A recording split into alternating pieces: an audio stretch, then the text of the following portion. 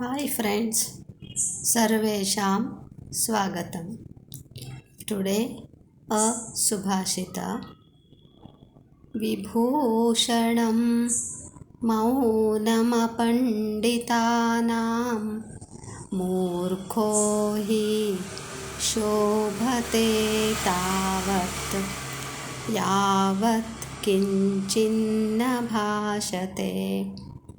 Vibhushanam ornament, maunam silent, apanditanam foolish fellows, murkhaha foolish, he definitely, shobhate looks good, yavat up to, tavat that time, kinchit something, na not, bhashate talks.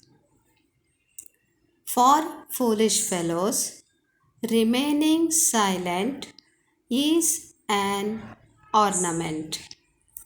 A foolish fellow looks good up to that time he doesn't talk.